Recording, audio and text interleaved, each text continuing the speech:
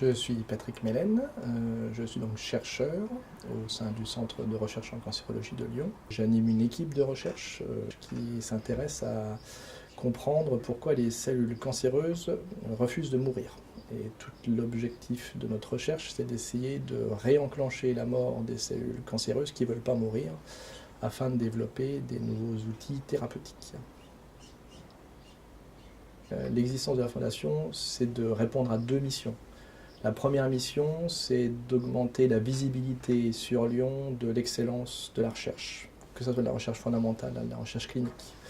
Et donc pour ça, un des points essentiels de la Fondation, c'est de permettre d'attirer des chercheurs de haut niveau pour avoir de l'originalité et permettre des traitements nouveaux, originaux.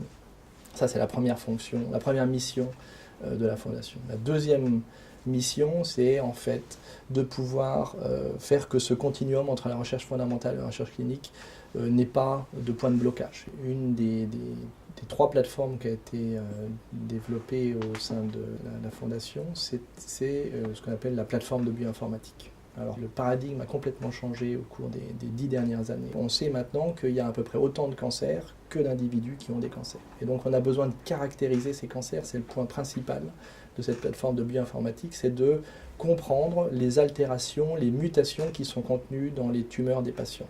C'est parce qu'on se dit que si on connaît les altérations qu'il y a dans ces tumeurs, on va pouvoir proposer des thérapies qui sont adaptées. L'idée, c'est que dans 10 ans, chaque patient qui arrivera dans un centre de traitement, en fait, se verra prendre une biopsie, un petit bout de sa tumeur, on séquencera l'ensemble de son génome de cette tumeur, et on sera capable d'en extraire très rapidement les informations, et donc d'adapter le traitement à ce patient. Donc ça, c'est dans 10 ans.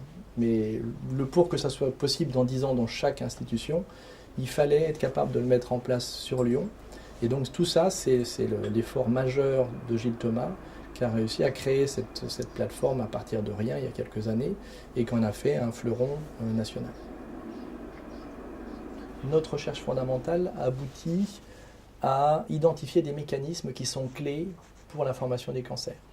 Donc par exemple, on va par exemple montrer que tel ou tel gène, telle ou telle protéine est essentielle pour la mise en place de tel ou tel cancer. Mais ça ne fait pas un médicament qui va permettre de traiter le patient. Donc on a décidé de faire cette plateforme qu'on appelle C3D, qui va prendre les découvertes fondamentales et essayer d'en faire un médicament contre cette protéine ou contre cette voie qui va conduire à la formation de ce cancer. Et donc l'idée de cette plateforme, c'est de découvrir, de créer des molécules qui vont être qu'on va appeler des candidats médicaments. Ce n'est pas réellement des médicaments, parce que c'est un médicament quand on est capable de traiter l'homme, des composés qui vont être prometteurs pour pouvoir devenir des médicaments dans quelques années. En faisant ça, on stimule les sociétés, les grosses sociétés pharmaceutiques, parce qu'elles vont voir qu'il y a ces choses qui se développent, le risque est pris par cette plateforme, et eux vont pouvoir développer plus loin et vont pouvoir amener ces médicaments jusqu'aux essais cliniques chez l'homme. Et ça sera encore une fois fait par les cliniciens de Lyon. On a souhaité créer le laboratoire des modèles tumoraux, c'est cette plateforme de la Fondation, parce qu'encore une fois, on s'est rendu compte que dans le continuum recherche fondamentale, traitement des patients, on avait besoin de modèles.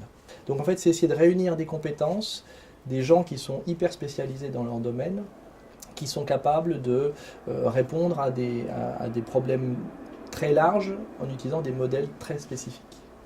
Alors ça va par exemple être le développement de modèles de cancer du poumon, de cancer du pancréas, du cancer du sein, avec des mutations particulières, qui vont être utilisés pour tester l'effet des composés qu'on développe, pour voir s'ils ont une efficacité ou une toxicité chez l'animal, de façon à multiplier les chances que quand on passera pour le traitement sur l'homme, on ait un effet qui soit plus important.